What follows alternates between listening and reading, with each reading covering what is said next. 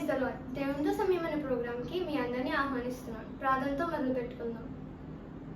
ఏసయ్యా, గొప్ప దేవుడు, తండ్రి, మహోన్నతుడు ఏసయ్యా, ఈ దినాన్న తిరిగి ప్రోగ్రామ్ స్టార్ట్ చేయడానికి మీరు ఇచ్చిన కృపను బట్టి నీకు స్తోత్రాలు. ప్రోగ్రామ్ అంతట్లో మీరు తోడుగా నడిపించండి. అలా చక్కగా జరుగులాగా మీరు సహాయం చేయండి. నీ కృపలో నడిపించమని అడుగుతూ యేసు నామములో ప్రార్థన అడిగి వేడుకుంటాం మా పరమ తండ్రి. ఆమేన్. ఇప్పుడు మనం నడుము కట్టి ఓడకట్టే నోవాహు అనే పాటకి యాక్షన్ సాంగ్ చేద్దాం. నడుము కట్టి ఓడకట్టె నోవాహు, మూడు మేడలోడ కట్టె నోవాహు. నడుము కట్టి ఓడకట్టె నోవాహు, మూడు మేడలోడ కట్టె నోవాహు. కిటికీని పెట్టి కీలు పోసెను, తలుపు దాని పక్క నుంచెను. కిటికీని పెట్టి కీలు పోసెను, తలుపు దాని పక్క నుంచెను. హోయ్ హోయ్ నడుము కట్టె ఓడ కట్టె నోవాహు, మూడు మేడలోడ కట్టె నోవాహు. నడుము కట్టె ఓడ కట్టె నోవాహు, మూడు మేడలోడ కట్టె నోవాహు. ఉబికి ఉబికి నీరు వచ్చెను, నీటిపై ఓడ తేలెను. ఉబికి ఉబికి నీరు వచ్చెను, నీటిపై ఓడ తేలెను. హోయ్ హోయ్ నడుము కట్టె ఓడ కట్టె నోవాహు, మూడు మేడలోడ కట్టె నోవాహు. నడుము కట్టె ఓడ కట్టె నోవాహు, మూడు మేడలోడ కట్టె నోవాహు. కొండ మీద ఓడ ఆగెను, కొత్త భూమి ఆకాశము చూసెను. కొండ మీద ఓడ ఆగెను, కొత్త భూమి ఆకాశము చూసెను. హోయ్ హోయ్ నడుము కట్టె ఓడ కట్టె నోవాహు, మూడు మేడలోడ కట్టె నోవాహు. నడుము కట్టె ఓడ కట్టె నోవాహు, మూడు మేడలోడ కట్టె నోవాహు. హల్లెలూయా. ఈరోజు మనం బైబిల్లో ఒక గ్రేట్ క్యారెక్టర్ గురించి తెలుసుకుందాం. ఆయన మరెవరో కాదు, నోవాహు. నోవాహు వాళ్ళ తండ్రి పేరు లెమెక్. అయితే నోవాహు 2300 BCలో పుట్టిన వ్యక్తి. ఆ తరములో ఆయనే ఏ పాపం చేయకుండా, ఏ తప్పు లేకుండా జీవించాడనమాట. దేవునికి ఎంతో లోబడుతూ జీవించేవాడు, దేవునితో నడుస్తూ ఉండేవాడు అనమాట. అంటే దేవునికి ఇంకా ప్రతి దాంట్లో దేవుని మాట విని లోబడుతూ ఉండేవాడు. అయితే దేవుడు మరి భూమిని చూసినప్పుడు భూమిలో ఉన్న ప్రతి ఒక్కరు పాపంలోనే ఉంటారు. ఒక్క నోవాహు ఒక్కడే యథార్థవంతుడిగా, నీతివంతుడిగా ఉంటాడు. అప్పుడు దేవుడు చాలా సంతాపపడతారు. ఎందుకంటే ఆయన మనుషుల్ని ఆయనతో ఉండడం కోసం, ఆయనతో జీవించడం కోసం చేసుకుంటారు. కానీ మనుషులు పాపంలో ఎక్కువ ఉంటూ దేవుని మర్చిపోయి తిరుగుతూ ఉంటారనమాట. కాబట్టి దేవుడు మరి మనుషులు చేసినందుకు ఎంతో సంతాపపడి దేవుడు మొత్తం అందరినీ నాశనం చేయాలనుకుంటారనమాట. అయితే మరి దేవుడు మొత్తం భూమి అంతటిని చూస్తున్నప్పుడు నోవాహు ఒక్కడే నీతిమంతుడిగా కనిపించాడు. అప్పుడు దేవుడు నోవాహుతో వచ్చి మాట్లాడతారు. ఏమని చెప్తారంటే, నువ్వు ఈ జలప్రవాహం నుంచి రక్షణ పొందాలంటే నువ్వు ఒక ఆర్క్ని కట్టు, ఆ ఆర్క్ని అప్పుడు మీరందరూ అందులోకి వెళ్ళి ఉండడానికి అవుతుంది అని చెప్పేసి చెప్తారు. అప్పుడు నోవాహు ఏంటి ఇన్ని రోజులు ఇంత పెద్ద వర్షం లేదు, అప్పట్లో జస్ట్ నార్మల్ వర్షం పడేది, ఇలా వరదలు అవి వచ్చేవి కాదనమాట. అయితే ఏంటి వరదలు వస్తుందా అని ఇలా ఏం దేవునికి క్వశ్చన్లు అడగలేదు. కానీ దేవుని చెప్పిన మాటకు లోబడి ఆయన చెప్పినట్టే ఆయన ఏమని చెప్తారంటే, గోఫెర్ అన్న వుడ్తో ఒక ఆర్క్ని తయారు చేయమంటారు, ఒక పెద్ద షిప్ని తయారు చేయమంటారు అనమాట. ఒక లేయర్స్ కింద తయారు చేసి అందులో మరి డోర్స్, విండోస్, వాళ్ళకి కావాల్సిన ఫుడ్ అన్నీ తీసుకొని వెళ్ళి పెట్టుకోమన్నప్పుడు నోవాహు ఎక్కడ దేవునికి అవిధేయత చూపించాడు. ప్రతి దాంట్లో విధేయత చూపించి ఆయన చెప్పిన మాటకి ప్రతిదీ లోబడి చేస్తారు. అయితే నోవాహుకి 3 కుమారులు ఉంటారు. 3 కుమారుల పేరు షేము, హాము, యాపెతు. ఆ 3 కుమారులు నోవాహుకి 500 years ఉన్నప్పుడు పుడతారనమాట. అయితే నోవాహు దేవుని చెప్పినట్టుగానే మొత్తం ఓడంతా తయారు చేస్తారు. అయితే ఓడకి దేవుడు కొన్ని నియమాలు చెప్తారనమాట. నువ్వు ఇలా చేయని చెప్తారు. అవి ఏంటంటే, గోఫెర్ అన్న వుడ్తో ఓడను తయారు చేయమంటారు. అయితే 300 cubits వెడల్పుతో లెంత్తో చేయమంటారు అనమాట. 50 cubits వెడల్పుతో 30 cubits హైట్తో చేయమంటారు. అప్పట్లో అసలు ఓడ అనేది లేదు, నోవాహు చేసింది ఫస్ట్ ఓడ. అయితే అందరూ మరి అప్పుడు ఎలా రియాక్ట్ అయ్యారో తెలియదు. కానీ నోవాహు మాత్రం దేవునికి ఎంతగానో నమ్మకం ఉంచాడు.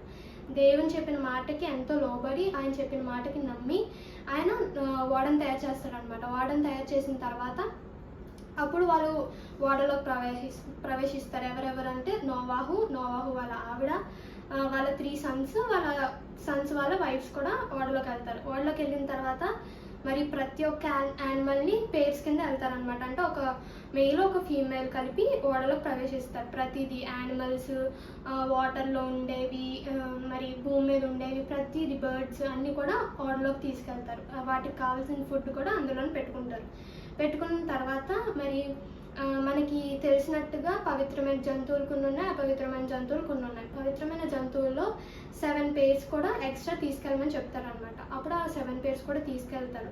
తర్వాత అపవిత్రమైన వాటిలో 2 తీసుకెళ్ళమంటారు, అవి కూడా తీసుకెళ్తారు. తీసుకెళ్ళిన తర్వాత 40 నైట్స్ 40 డేస్ 40 మార్నింగ్స్ పడుతుంది అనమాట వర్షం పడినప్పుడు మరి చాలా మొత్తం వరల్డ్ అంతా ఇంకా ఫుల్ వాటర్తో నిండిపోయింది. పెద్ద పెద్ద కొండలు కూడా ఎక్కడ కనిపించకుండా ఫుల్ మొత్తం కవర్ అయిపోయి ఉన్నప్పుడు మరి దేవుడు మాత్రం ఎప్పుడు నోవాహుతోనే ఉన్నాడు. తను ఇచ్చిన మాటని నిలబెట్టుకుంటాడు అనమాట. అయితే అప్పుడు ప్రతి ఒక్క జనాలందరూ నాశనం అయిపోయిన ఈ ఓడలో ఉన్న ఈ 8 మెంబర్స్ మాత్రం దేవునితో సురక్షితంగా దేవుని మాటకు లోబడి జీవిస్తూ ఉన్నారు. అయితే కొన్ని రోజులు 150 డేస్ ఇంకా ఆ వాటర్ అలాగే ఉంటుంది అనమాట. అయితే ఒక టైంలో వాటర్ తగ్గుతూ వచ్చినప్పుడు ఈ ఓడ అనేది అరారాతు కొండ మీద ఆగుతుంది. ఆగినప్పుడు ఇంకా ఆ వాటర్ అనేది అలా ఉంది, కాకపోతే వీళ్ళు ఆ కొండ మీదకి వచ్చి అది ఉంటుంది అనమాట, నిలుస్తుంది. నిలిచిన తర్వాత ఈ నోవాహు ఏం చేస్తాడంటే విండో ఉంటుంది కదా, విండో ఓపెన్ చేసి ఒక ర్యావెన్ని బయటికి పంపిస్తాడనమాట. పంపించినప్పుడు అది వెళ్ళి తిరిగి రాకపోతే అలా తిరుగుతూనే ఉంటుంది అనమాట. వాటర్ ఎంత ఉందో అదంతా తిరుగుతూనే ఉంటుంది. అయితే ఆ ర్యావెన్ని పంపించిన 7 డేస్ అయిన తర్వాత ఒక డవ్ని బయటికి పంపిస్తాడు. బయటికి పంపించినప్పుడు దానికి అంటే బర్డ్స్ ఎంతసేపు ఎగరలేవు కదా, సో అవి కాల్ పెట్టడానికి ప్లేస్ లేక తిరిగి ఓడ దగ్గరికి వచ్చేస్తుంది.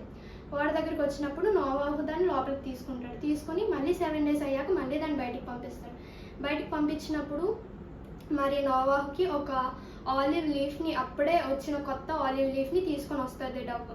అప్పుడు తీసుకొని వచ్చినప్పుడు నోవాహు మళ్ళీ ఒక 7 డేస్ ఆగి ఆ డవ్ని మళ్ళీ పంపిస్తే అది తిరిగి రాదు.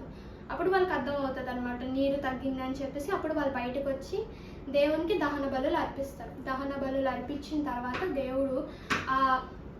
దేవుడు ఈ దహన బలి సువాసన అంగీకరించి ఒక నిబంధన చేస్తారు. ఎవరు నోవాహు వాళ్ళ కుటుంబంతో ఒక నిబంధన చేస్తారు. నీకును నీ తరము వారికి నేను ఎప్పుడు తోడుగా ఉంటానని ఒక నిబంధన చేస్తాడు. అనే నిబంధనకి గుర్తు ఏంటంటే రెయిన్బో అనమాట. రెయిన్బోని తరతరాలకి ఆయన ఒక నిబంధనకి గుర్తు కింద ఇస్తాడనమాట. ఇవ్వడంతో అప్పుడు అంటే ఇంకెప్పుడు మళ్ళీ నేను జనులను నీటి ద్వారా నాశనం చేయను అని చెప్పేసి ఒక నిబంధన దయచేస్తారు. అదే మనకి ఒక్కొక్కసారి రెయిన్బో వస్తుంది కదా వర్షం పడినప్పుడు, సో అప్పుడు ఆయన మనల్ని జ్ఞాపకం చేసుకుంటున్నాడని ఒక ఉద్దేశం అనమాట. సో తర్వాత దేవుడు వారిని మీరు ఫలించి అభివృద్ధి పొంది భూమిని లోపరుచుకోండి అని ఆశీర్వదిస్తారు అనమాట. దీంతో ఈ నోవాహు స్టోరీ అనేది ఎండ్ అయిపోయింది. అంటే ఇంకా ఉంది. ఈరోజు కంఠస్థ వాక్యం ఏంటంటే యోహాను రాసిన మొదటి పత్రిక 2వ అధ్యాయం 15వ వచనం. ఈ లోకమునైనను లోకమును ఉన్న వాటినైనను ప్రేమింపకుడి. ఎవడైనాను లోకమును ప్రేమించిన ఎడల తండ్రి ప్రేమ వాటిలో ఉండదు. ఇంకోసారి వాక్యం చెప్తున్నాను చూడండి. యోహాను రాసిన మొదటి పత్రిక 2వ అధ్యాయం 15వ వచనం. ఈ లోకమునైనను లోకమును ఉన్న వాటినైనను ప్రేమింపకుడి. ఎవడైనాను లోకమును ప్రేమించిన ఎడల తండ్రి ప్రేమ వానిలో ఉండదు. ఇప్పుడు స్టోరీకి సంబంధించిన కొన్ని క్వశ్చన్స్ అడుగుతాను, ఆన్సర్స్ చెప్పండి. ఎవరికి వచ్చో వాళ్ళు చెప్పండి. ఓకే. నోవాహు యొక్క తండ్రి పేరు ఏంటి? లెమిక్. సెకండ్ క్వశ్చన్ ఏంటంటే నోవాహుకి ఎంతమంది పిల్లలు, వాళ్ళ పిల్లల పేర్లు ఏంటి చెప్పండి. 3. షేము, హము, యాపెతు. దేవుడు లోకం చూసినప్పుడు లోకం ఎలా ఉంది? లోకమంతా పాపముతో నిండిపోయింది. నోవాహు ఒక్కడే ఎందుకు దేవుని కృప పొందాడు మరి? ఎందుకంటే నోవాహు ఒక్కడే దేవునితో నడిచినవాడు, నీతిమంతులుగా ఉన్నవాడు కాబట్టి. Right answer. దేవుడు ఏ చెక్కతో ఓడను తయారు చేయమని చెప్పాడు నోవాహుకి? తెలీదా? గోఫెర్ అన్న వుడ్తో ఆ ఓడను తయారు చేయమని చెప్తారనమాట. ఆ ఓడ యొక్క మెజర్మెంట్స్ ఏంటి? Length 300 cubics, height 50 cubics, breadth 30 cubics. Wrong answer. Answer నీకు తెలుసా? తెలుసు. Length 300 cubits, breadth 50 cubits, height 30 cubits. Right answer. ఎన్ని డేస్ వర్షం పడింది?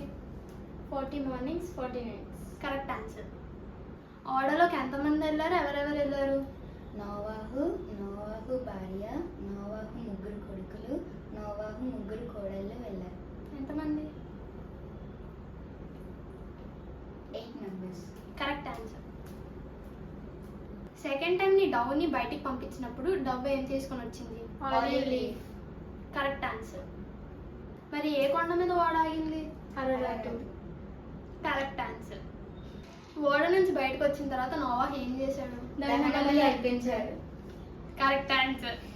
దేవుడు నోవాహుతో ఏ నిబంధన చేశారు తెలుసా? ఆన్సర్ రెయిన్బోని నిబంధన కింద చేస్తారు నోవాహు.